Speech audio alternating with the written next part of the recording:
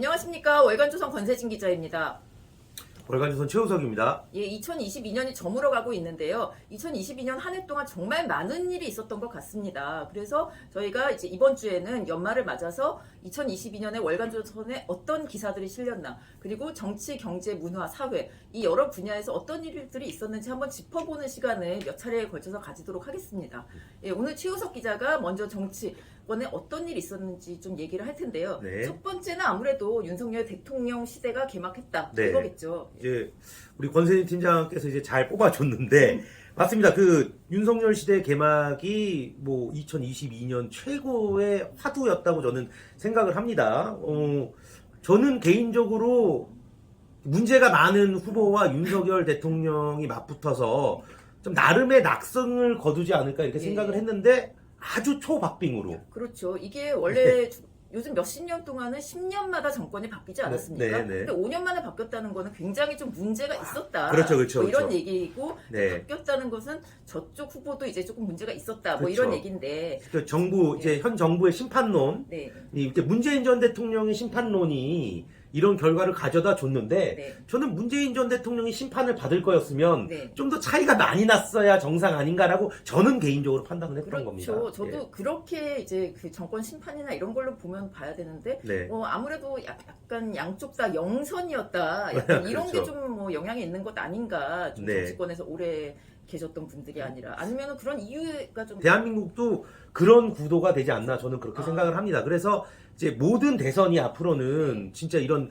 초박빙 양상으로 결정이 되지 않을까 저는 이렇게 생각을 합니다. 왜냐하면 조선일보 칼럼에도 나왔지만 아직도 대장동이 윤석열 게이트라고 생각하는 분이 대한민국의 40% 가까이가 돼요. 이게 참 안 변하더라고요, 사람들이 이제는.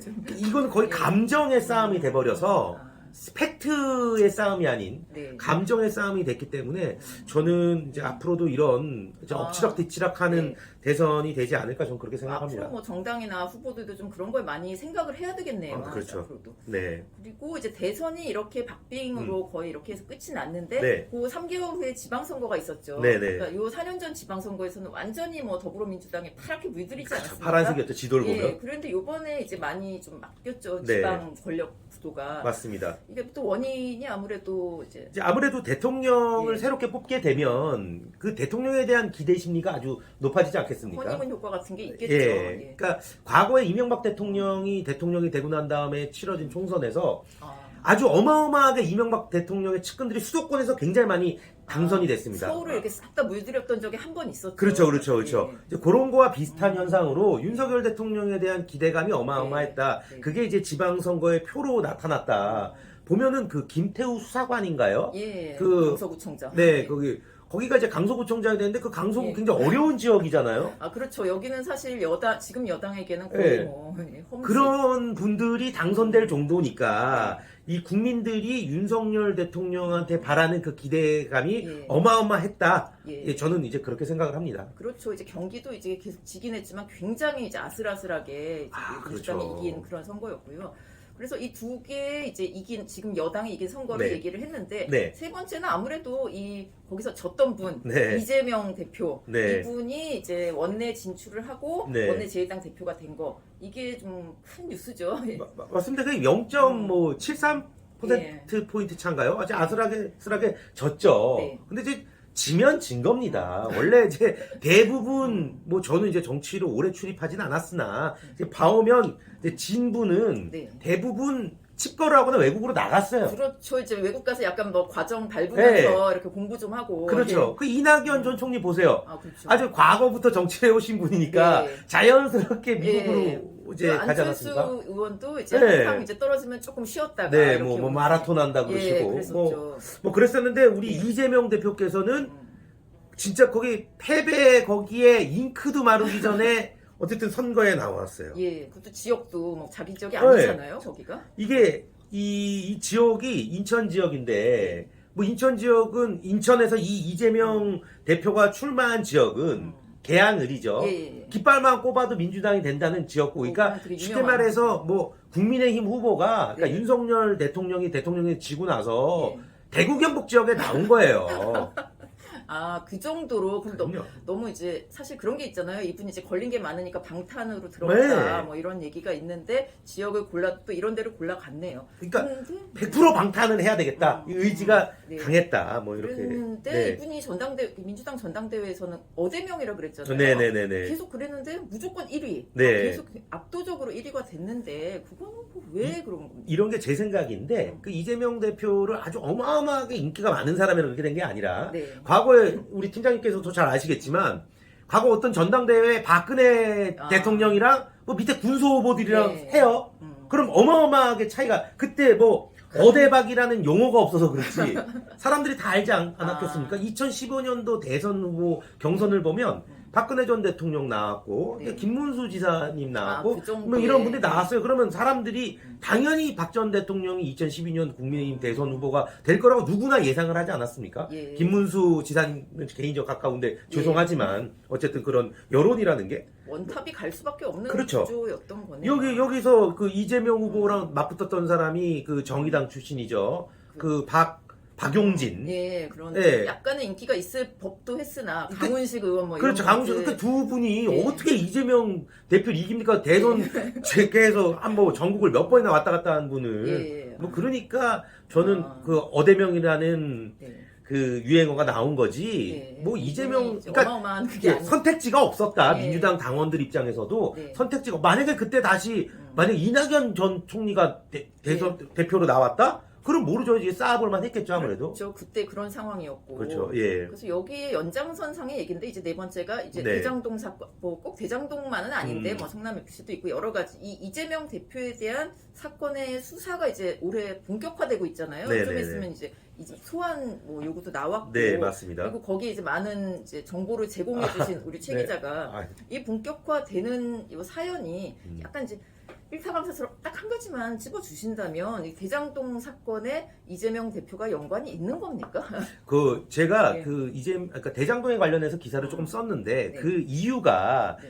그 과거에 취재 활동을 하면서 과거라는 건 한 10년 전을 이야기하는 겁니다. 10년 한 10몇 년 전에 취재 활동을 하면서 그 남욱 변호사라는 사람을 이제 알게 됐어요. 지금 한국에 와서 네, 있죠. 예, 취재원으로 이제 만나게 됐는데 굉장히 오래전에 아. 오래 만나게 보다 보니까 나름대로 이제 어느 정도의 관계를 유지하게 된 거죠. 아. 그리고 나서 뭐 이분이 뭐 배당을 받고 나서는 예, 이제 배당. 연락이 끊겨서 저한테는 아주 저는 자유롭게 취재 활동을 할 수 있는 개인적으로 예, 제가 무슨 뭐 한 뭐 10,000원짜리 몇 장이라도 받았으면 제가 이 자리에서 우리 선배랑 뭐 예. 유튜브 찍을 수 있겠습니까? 돈 많이 뿌리고 다닌 분이잖아요. 그러니까요. 다행이에요. 그러니까 저는 예. 그러니까 이 형이 저를 이렇게 되게 많이 좋아하진 않았다. 네. 그렇군요. 그분이 좀 그분 입장에서 뭐 억울한 것도 많이 있고 아, 하니까 그렇죠. 정보를 많이 이제 줄수 네. 있는. 그런데 이제 어쨌든 이제 이 뭐 정보를 얻어오는데 그 과거의 인연이 이제 예. 영향을 미쳤는데 아. 뭐 이겁니다. 이게 저는 이거는 그때는 신경을 안 썼는데 아주 과거에 그 사람들한테 네. 이거는 이재명 성남시장이 다 해주는 거다. 예. 그리고 우리가 이재명 시장 쪽에 보험도 들어놨다는 얘기를 예. 아주 몇 년 전에 들었어요. 이 전혀 대장동 생각도 예, 못할 때. 한 10년 전, 막 성남 10년 전에 들었단 말이에요. 그렇죠. 그 큰 돈이 무슨 네. 김용, 뭐 정진상 이런 사람들한테만 왔다 갔다 할 수는 없는 거잖아요. 그렇죠. 이런 거죠. 몸통이 있으니까. 그렇죠. 그러니까 김용 정진상한테 주는 걸 이 네. 사람들은 이재명 대표한테 준다고 생각하고 준 거죠. 당연히 뭐 그러지 않았겠습니까? 네. 저희가 이게 약간 추측이라고 그렇죠. 이제 뭐 증거 갖고 얘기하는 건 아닌데 네. 그냥 상식적으로 예. 그리고 계속 그 사람들이 얘기한 게 선거 자금을 얘기한 거예요. 그렇죠. 그냥 나 줘가 아니라 나 네. 이걸로 잘 먹고 잘 살게가 아니라 선거 자금을 얘기했단 말이에요. 이재명 대표가 대통령이 되면 우리가 정말 좋은 날 온다. 좋은 뭐 날. 이랬단 말이죠. 예. 근데 이거를 굉장히 저는 오래전에 얘기를 들었는데 예. 지금 남욱 변호사가 진술을 바꿨다고 이제 상대 쪽에서는 공격하지 않습니까? 아니 근데 이 사람이 그러면 대박. 지금 체포돼서 몇 년 뭐 이렇게 살 줄 알고 그 뭐야 10몇 년 전에 예.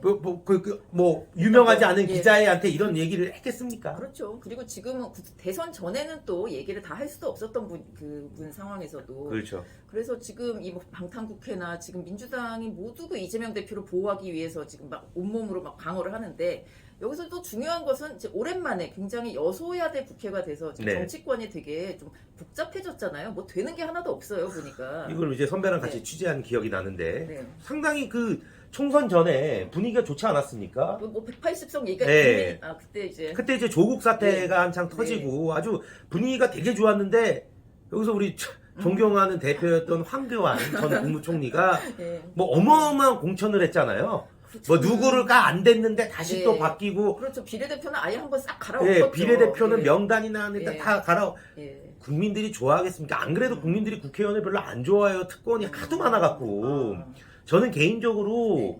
국회의원이 될 생각이 없어서 이런 말씀 드리는 걸 수도 있지만 국회의원들의 특권을 대폭 축소해야 된다고 생각을 합니다. 아 이제 뭐 예. 너무나도 하겠다고 하지 않고 하지 않을 만큼 진짜 예. 그래야지 국가를 위해서 일하고 이런 공천 파동도 없는 거지. 네. 이게 국회의원이 되면 하는 게 아무것도 없어요. 아 결국 되고 나면 되고 나면 뭐 네. 다 뭐 질의서 뭐 이렇게 안 그런 분도 계시겠지만 뭐 보좌진들이 그런 거 다 알아서 하고 네. 그리고 뭐 아주 수당 같은 것도 엄청 꼼꼼히 나온다고 저는 예전에 제가 최병문 편집장 시절에 그때도 한 10년 전이라 제 기억은 잘 안 나는데 네.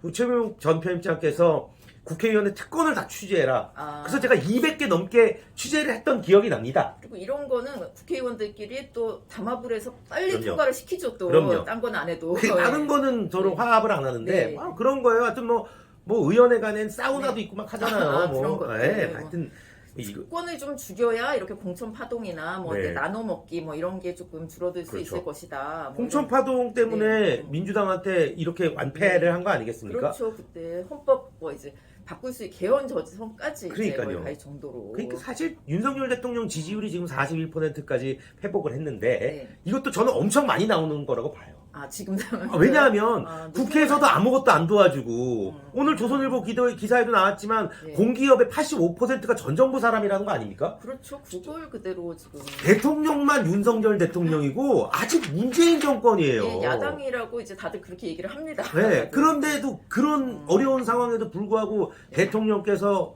화물연대 파업을 이렇게 잘 강하게 이렇게 해결을 하시고 네. 그래서 이제 40%가 넘는 거 아니겠습니까? 그렇죠. 그러니까 저는 요즘- 지금도 엄청 선전하는데 그래도 대통령께서도 좀 더 이렇게 열심히 하셔서 예. 우리가 다음 총선에 이거 참 총선에서 만약에 지잖아요. 네. 말짱 도루묵이에요. 5년 내내 거의 아무것도 못 한다고 볼 수밖에 그럼요. 없죠. 내후년 총선에서 국민의힘이 지면. 네. 그래서 이런 1년 동안 좀 답답한 상황이 많이 벌어졌다는 거 네. 구독자분들도 좀 아실 겁니다. 그리고 이제 여섯 번째가 좀 정권이 바뀌어서 그렇다고는 볼 수 없는데 네. 북한 도발이 올해 좀 유난하게 심했죠. 뭐 김정은이 좀 위기감을 느끼는 것도 있겠지만 특히 9월 뭐 10월 그때 막 한 달, 두 달 사이 한 40회를 미사일을 쏘고 네. 항공기가 날아다니고 뭐 이런 일이 있었습니다. 네. 그래서 좀 이거 좀 불안해하기도 하는 것 같고 이게 이유가 아무래도 있죠. 윤석열 대통령께서는 문재인 전 대통령과는 다른 대북 정책을 말씀하시죠. 완전 다르죠. 이게 뭐지 이미 선 조치를 하라는 거 아닙니까? 네. 그러니까 이제 북한이 도발하면 우리도 맞서자. 과거에 이제 김관진 예, 장관님 같은 그런 국방부 이제 장관. 예, 그런 이제 진정한 북한이 두려워한 군인 네. 식의 마인드를 저는 윤석열 대통령이 갖고 있다고 봅니다. 그러면 네. 북한 입장에서는 김정은이 입장에서는 자기가 아무것도 안 하면 네. 그게 엄청 쫄아 있는 것처럼 보일 거 아니에요. 아, 그래서 좀 허세라던가. 저는 허세라고 네. 생각을 하고 예. 두 번째 문재인 전 대통령에 대한 화풀이일 수도 있습니다. 아, 그렇게 친한 척 다 해놓고. 다 해놓고서 된 거는 하나도 없잖아요. 본인이 아. 사진만 찍고 막 예. 하지 북한에 번개도 있죠, 번개가 그러니까요. 이제. 뭐, 네. 북한이 김정은이가 지금 뭐 열받았다는 거 아니에요. 아, 지금 이제 거의 대북 예. 대남 관계에서 뭐라도 하나 좀 받아야 되는데. 지금 김여정이랑 김여정이가 이제 담화로 예, 이제 난리 우리를 났죠. 비판하지 않습니까? 우리 네. 대통령들을. 근데 윤석열 대통령 비판하는 수위랑 문재인 전 대통령 비판하는 수위랑 크게 차이가 없어요. 오히려 더 문재인 전 대통령을 심하게 비판했을 때가 있었던 걸로 기억을 합니다. 그래서 좀 비굴하다는 뭐 이제 비판이 나온 거죠. 다 해주고도 욕을 먹는다. 네. 아, 어차피 그런 네. 애들인 거죠. 네, 그렇기 때문에 저는 이 북한의 이딴 도발은 네. 윤석열 대통령의 강한 대북 정책. 그건 뭐 당연한 거고요. 대한민국 국민이면 지도자는 당연히 이런 대북 정책이 저는 당연하다고 네. 생각하고 두 번째는 문재인 전 대통령에 대한 화풀이 아, 나갔어도 네. 그 화가 안 풀리는 거죠. 뭔가 좀 될 줄 알았는데, 네. 얻어올 줄 알았는데, 그게 안 됐던 거군요. 이게 우리 예. 운전자 하시는 분이 또 아. 약간 이게 또 트럼프 예. 전 대통령도 되게 오해를 하지 않아요? 아니, 문재인 그렇죠. 대통령 엄청 비판하잖아요. 아, 이제 결국 도대체 어떤 식으로 외교를 한 겁니까? 아니 궁금해서 그래요. 이게 한번 이게 알아봐야 됩니다. 예. 시간이 지나니까 좀 진실들이 좀 밝혀지고 있으니까 사실 좀 그럴 만도 합니다. 그리고 여태까지 이제 올해 있었던 일들 좀 많이 짚어봤는데 마지막으로 네. 지금 우리가 그 대통령이 바뀐 지 얼마 안 됐는데 올해 이거 많이 보셨을 거예요. 차기 대권 주자에 대한 여론조사 네. 굉장히 많이 나왔습니다. 네. 뭔가 좀 이제 다음에 뭐 이재명 대표가 좀 1위를 하고는 있어요. 근데 자꾸 나오는 이유가 좀 있는 것 같아요, 이게. 맞습니다. 그 이제 그러니까 요번에 대통령 적합도를 보니까 네, 네. 1등을 홍준표 대구시장이 한 적도 있더라고요. 이재명 그 대표를 앞서서. 그러니까 이제 대장동에 대한 보도가 많이 나오지 않습니까? 네. 그럼 이제 그런 거에 대해서도 이제 실제 우리 국민들이 글씨를 읽을 줄 알고 판단을 할 줄 알지 않겠습니까? 네. 그래서 좀 떨어지는 것 같고 요거는 아마 우리 팀장님께서 말씀해 주신 게 저보다 더 맞는 것 같은데 지금 그 야권에서 지지율, 그러니까 여권이죠. 이제 여권에서 지지율 1위 나오는 게 이제 한동 법무부 장관인데 이제 권 팀장께서 한동훈 법무부 장관이랑 초중고인가요? 아, 예, 같은 반. 초중고죠. 그러니까 맞습니다. 사실 예. 초중고를 같이 나오는 애들을 저는 아직도 만나요. 아. 한 두세 명이 친한 친구가 있는데. 동네 애들이니까. 네, 동네 친구들이니까. 근데 네. 동네 친구잖아요. 이게 이제 보통 이제 지금 인지도 싸움이거든요. 지금 여론조사를 하면 네. 그러니까 뭐 이재명, 오세훈, 안철수 이런 분들이 이제 수위에 있습니다. 네. 근데 이상하게도 이 한동훈 법무부 장관이 여권에서 1위를 했어요. 네. 계속 이제 처음에는 1위까지는 아니었는데 줄줄 올라가면서 1위를 했잖아요. 좀 기대가 사람들이 비교적 젊고 그리고 네. 이제 좀 대쪽 같은 이미지 네. 그리고 뭔가 좀 확실하게 하지 않을까 지금 약간 이 좀 아까도 말씀드렸지만 야당 그 국회 내에서는 국민의힘이 이제 소수다 보니까 제대로 하지 못하는 것들이 많잖아요. 그래서 아까 홍준표 저 시장 얘기하신 것도 좀 그래서 그런 게 좀 강한 리더를 원하는 게 아닌가 좀 이런 생각이 들어서 이것도 계속 앞으로 4년 동안 좀 지켜봐야 할 좀 대목인 것 같습니다. 차기 대권 어디로 돌아갈지 이거 굉장히 사람들이 좀 그럼요. 조심하고 네. 어떤 지도자를 뽑느냐가 정말 우리나라의 그냥 전망이 달려있기 때문에 이런 걸 좀 해야 한다고 생각하고요. 오늘 좋은 얘기를 많이 해주셨는데 네. 뭐 내년 전망은 또 다음 이제 새해 저희가 한번 짚어보기로 하고 네. 예, 오늘 정치 얘기는 여기까지 하고 또 다른 주제로 또 찾아뵙겠습니다. 감사합니다. 뭐